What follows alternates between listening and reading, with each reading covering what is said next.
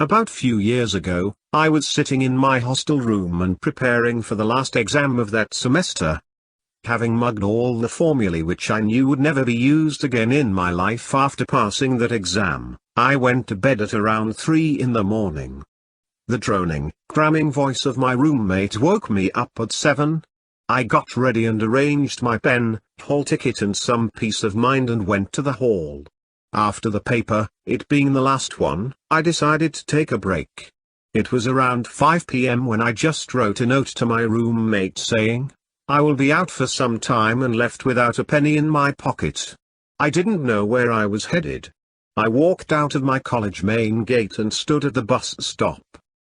Thanks to my bus pass, I was allowed to board and sat on the last seat, enjoying the most precious commodity of life, time. After about an hour or so, the conductor came to me and asked, "Kahanutana hai?" My audio-visual senses came back to life and realized that the bus was empty, but I did not know where exactly I was. I got down and started walking towards a public park near the stop. I went in and sat on a bench staring at nothing. Friends, please do not start judging me as an eccentric. I was just trying to be with myself.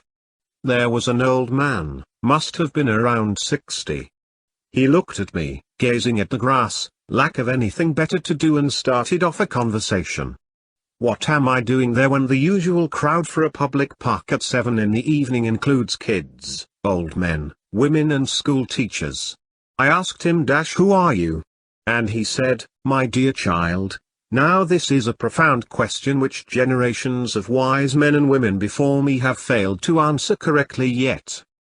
Today, I am here to share what that man shared with me on the wooden bench in a public park. Who are you?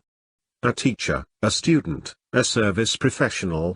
You are who you think you are. You are what you want to be." These were the sort of questions running in my head while this old man, with grey hair and wrinkled face, was smiling gently at the amazed expression on my face. "I am in the process of finding myself," he resumed. "I am searching for this answer to know what I want to be. And why is that so important?" My curiosity had been kindled. Finding yourself is important, to know what are you doing and why? What you want to do and why.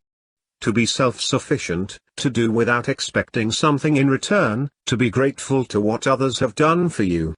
Confused? "Let me help you he said. "What do you want?" Well, now that is a strange question, isn't it? I took some time to come up with some usual responses. I want A, B, C. For I. Who is this I? I want to study, I want money, I want to get married, I want to be happy. All important statements, wishes, desires in this world start and end at I, and to fulfill them you need to know who is I. To understand the demands and desires of this I better. I expected some vague spiritual jargon. Instead of that, got reply in 8 steps. 1.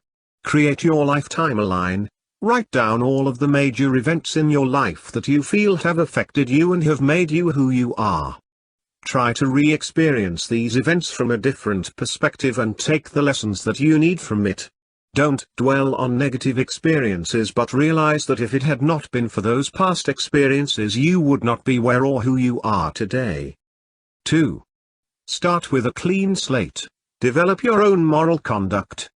Smoking, overeating, and overdrinking will prevent you from functioning at your peak. This may take some major changes. Remember, you can't drive your life forward if you are always gazing through your rearview mirror. 3. Forget what everyone else thinks. You cannot please everyone. While you might not want to disappoint the people close to you, they should want you to be happy. As long as you continue to exist to fulfill other people's ideas, you'll never know your true talents. Raymond Hull has rightly said, "He who trims himself to suit everyone will soon whittle himself away." 4. Find solitude, get away from the expectations. Take some time each day to go for a long walk and think. Take a long, thoughtful road trip. Whatever you do, move away from anything that distracts you. 5. Ask questions. What would I be doing with my day-to-day life and why? What do I want to look back in my life and say that I never regretted? If you had to choose 3 words to describe the kind of person you'd love to be, what would those words be? 6. Write down your answers. If you have written down your answers, you can revisit your notes and take it a step further, instead of answering the same questions all over again. 7. Act on what you have just found out. Do the things that you want to do. Pick up those watercolors. Write a short story. Plan a trip. Have dinner with a family member. Start cracking jokes. Whatever it is that you've decided you want to be or do, start being and doing it now. 8. Be ready for dead ends. Finding yourself is a journey, not a destination. It is likely that you hit a bump in the road, and sometimes you fall flat on your face. Be prepared to understand and accept that this is a part of the process, and commit to getting right back up and starting over. It's not going to be easy. If you want to study yourself, look into the hearts of other people. If you want to study other people, look into your own heart. Hours after cramming hydraulics formulae, I did chart out my answers. I graduated from college, started working, living independently, finding day by day through different things, people, scenarios and places.